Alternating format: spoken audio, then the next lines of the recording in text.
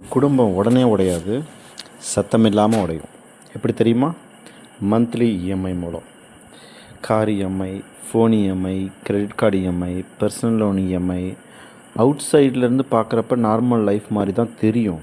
ஆனால் inside pressure cooker. EMI itself bad கிடையாது. நீடுக்காக யூஸ் பண்ணினா யூஸ்ஃபுல். ஆனால் டுடே ஹாப்பினஸ்க்காக உங்களோட டுமாரோ சேலரியை செல் பண்ணுறது டேஞ்சரஸ். முதல் மாதம் என்னமோ ஈஸியாக தான் இருக்கும். 3500 தான். அதுக்கப்புறம் 7000 மேனேஜபிள் தான். அடுத்த மாதம் அப்படியே வேறு ஏதாவது வாங்குவோம். அதுக்கப்புறம் அது 0 டவுன் பேமெண்ட் சொல்லுவாங்க. ஓகே, அதையும் வாங்கி போடுவோம். அதுக்கப்புறம் அது கூடயே இன்னும் ஒரு 3000 சேர்ந்துன்னா 10,000 பெர் மந்த்லி. அதுக்கப்புறம் அப்படியே ஆரம்பிக்கும். அப்புறம் car EMI, phone EMI, bike EMI, sofa EMI, credit card EMI. Salary வந்ததும் ஆல்ரெடி புக்குடு தான். சேலரி வந்த அன்னைக்கு பயங்கர ஹாப்பியாக இருக்கும். அடுத்த நாள் டென்ஷன் வந்துடும். Salary credit, few hours later EMI debit. Rent கொடுக்கணும், ஸ்கூல் ஃபீஸ் பே பண்ணணும், கரண்ட் பில் கட்டணும், க்ரோசரிஸ் வாங்கணும். ரிமைனிங் வெரி லெஸ் தான். அதனால் மந்த்து முழுக்க ஸ்ட்ரெஸ்ஸு தான். இப்படியே மூலமாக ஃபேமிலியில் ஃபைட்ஸ் அதிகமாகவும், மணி ப்ரெஷர் சைலண்ட்டாக ரிலேஷன்ஷிப்பையும் டேமேஜ் பண்ணும். எக்ஸாம்பிள் சொல்லட்டுமா? ஒய்ஃப் கேட்பாங்க இது வாங்கணும் அப்படின்னு. ஹஸ்பண்ட் என்ன ஆகுவாங்க? இரிட்டேட் ஆகுவாங்க. கிட்ஸு கேட்பாங்க. பேரண்ட்ஸ் என்ன பண்ணுவாங்க? அதுக்கும் கோவப்படுவாங்க. ஒரு சின்னோண்டு ப்ராப்ளம் தான், அது கூட ஃபைட்டில் தான் முடியும். ரியல் ப்ராப்ளம் பர்சன் கிடையாது, அது ப்ரெஷர். ஸோ இது கண்டிப்பாக உங்களுக்கு புரியும்னு நினைக்கிறேன். எமர்ஜென்சி வந்தால் கண்டிப்பாக ஃபுல்லாக கொலாப்ஸ் ஆயிரும். இஎம்ஐ ஃபேமிலிக்கு பிக்கஸ்ட் டேஞ்சர்னா நோ சேவிங்ஸ். மெடிக்கல் எமர்ஜென்சி, ஜாபும் போயிடும். Unexpected travel, immediate crisis. அப்போது என்ன ஆயிரும்? ஃப்யூச்சர் இன்கம் ஆல்ரெடி கமிட் ஆயிரும். அப்போது ஃப்யூச்சர் இன்கமே இல்லைன்னா நினச்சி பாருங்கள். இந்த மாதிரி எமர்ஜென்சி வந்தால் கண்டிப்பாக உங்கள் ஃபேமிலியே கொலாப்ஸ் ஆயிரும். நீங்கள் நினச்சி பாருங்கள், நிறைய பேர் எப்படின்னா கம்பேரிசன் பண்ணி தான் ட்ராப் ஆவாங்க. பக்கத்து வீட்டுக்காரங்க கார் வாங்கிட்டாங்க, ஃப்ரெண்டு ஐஃபோன் வாங்கிட்டான், ரிலேட்டிவ் புதுசாக வீடு வாங்கினாங்க, அதனால் நாமும் இஎம்ஐயில் வாங்கலாம். ஸோ இங்கேருந்து தான் கம்பேரிசன் ட்ராப் ஆரம்பிக்குது. அதே போல் ஒரு குழந்தைங்க கூட ஸ்ட்ரெஸ்ஸை ஃபீல் பண்ணுவாங்க. பேரண்ட்ஸ் நினைப்பாங்க, ஆனால் கிட்ஸுக்கு தெரியாது.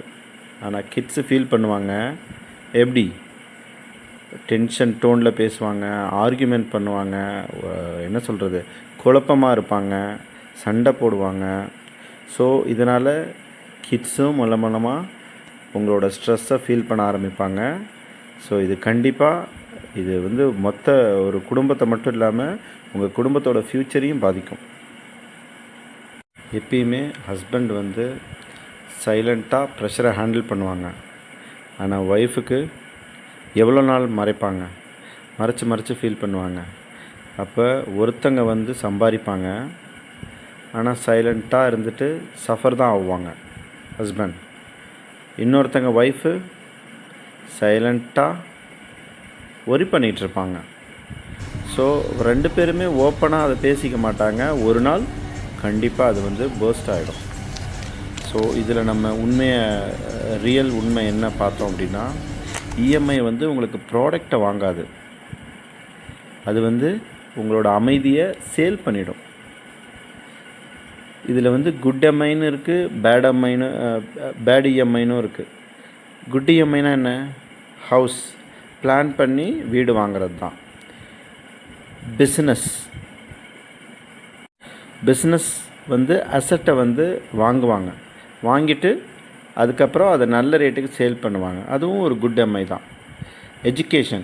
எஜுகேஷனுக்காக அவங்க இஎம்ஐ வாங்கி பே பண்ணிவிட்டு அதை ப்ராப்பராக அதில் டெக்னாலஜியில் லேர்னிங்கில் இன்வெஸ்ட் பண்ணுவாங்க. அதுவும் குட் இஎம்ஐ.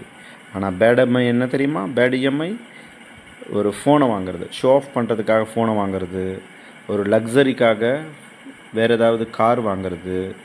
ஸோ தேவையில்லாமல் ஏற்கனவே இருக்கிற பொருளை அப்கிரேட் பண்ணுறது. ஒரு 32 இன்ச்சு டிவியை ஒரு 60 இன்ச்சு டிவியாக வாங்குறது. ஸோ நிறைய மல்டிபிள் இஎம்ஐயை பேர்லலாம் வாங்குறது, ஒரு பைக்கை வாங்குறது. ஸோ இதிலேருந்து ஃபேமிலிஸ் எப்படி எஸ்கேப் ஆகலாம் அப்படின்னா, கண்டிப்பாக முதல்ல எல்லா இஎம்ஐஸும் எழுதணும். ஸோ எந்த இஎம்ஐ வந்து சின்னதாக இருக்கோ அதை குயிக்காக க்ளோஸ் பண்ணணும். புதுசாக எந்த ஒரு இஎம்ஐயும் வாங்கக்கூடாது. ஸோ அடுத்த ஒரு 12 மந்த்துக்கு 1 இயருக்கு எந்த ஒரு புதிய இஎம்ஐயும் எடுக்கக்கூடாது. அதுக்கப்புறம் எமர்ஜென்சி ஃபண்டை வந்து பில்ட் பண்ணணும். அதே போல் உங்களுக்கு என்ன இன்கம் வருதோ அதை விட கம்மியாக தான் நீங்கள் அதை வந்து ஸ்பெண்ட் பண்ணி உங்கள் லைஃபுக்கு யூஸ் பண்ண தெரியணும். வர இன்கம்மை விட அதிகமாக உங்கள் லைஃப்பை வந்து ஸ்பெண்ட் பண்ணக்கூடாது. ஸோ ஃபேமிலி வந்து ஓப்பனாக டிஸ்கஸ் பண்ணணும். என்ன பிரச்சனை இருக்குது, என்ன அடுத்த கமிட்மெண்ட் இருக்குது அப்படிங்கிறத ஃபேமிலி வந்து இந்த ஃபினான்ஸ் சுச்சுவேஷனை டிஸ்கஸ் பண்ணணும். இதுக்கு ஒரு பவர்ஃபுல் எக்ஸாம்பிள் நான் சொல்கிறேன் பாருங்கள். 2 ஃபேமிலி இருக்குது. எக்ஸாம்பிள் ஃபேமிலி ஏன்னு ஒன்று எடுத்துக்கங்க, ஃபேமிலி பின்னு எடுத்துக்கங்க. ஃபேமிலி ஏவுக்கு வந்து 3 இஎம்ஐ இருக்குது, ஸ்ட்ரெஸ்ஸாக இருக்காங்க. ஃபேமிலி பி வந்து பழைய பைக் தான் வச்சுருக்காங்க, கொஞ்சம் சேவிங்ஸ் வச்சுருக்காங்க. ஆனால் அவங்க லைஃப்பில் பீஸ், அமைதி இருக்குது, சந்தோஷம் இருக்குது. இதில் யார் ரிச்சர்? கண்டிப்பாக ஃபேமிலி பி தான். இது மூலிமா உங்களுக்கு நான் என்ன சொல்ல வரேன்னா, எக்ஸ்பென்சிவ் லைஃப் ஸ்டைலு வந்து வெல்த்து கிடையாது. பீஸ்ஃபுல்லாக இருக்கீங்கள்ல, அதுதான் வெல்த்து. குடும்பத்தை டிஸ்ட்ராய் பண்ணுறது எப்போதுமே பெரிய டிசாஸ்டர் கிடையாது. சில நேரம் மந்த்லி இஎம்ஐ கூட உங்கள் குடும்பத்தை டிசாஸ்டர் பண்ணிடும். So EMI starts as a convenience, ஆனால் அது முடிகிறது ப்ரெஷரோடு முடியும். ஸோ இந்த வீடியோ வந்து உங்கள் லைஃபுக்கு யூஸ்ஃபுல்லாக இருக்கும்னு நினைக்கிறேன். ஸோ கண்டிப்பாக உங்கள் ஃப்ரெண்ட்ஸுக்கு ஷேர் பண்ணுங்கள். உங்களுக்கு பிடிச்சிருந்துச்சின்னா லைக் பண்ணுங்கள். Thank you so much friends.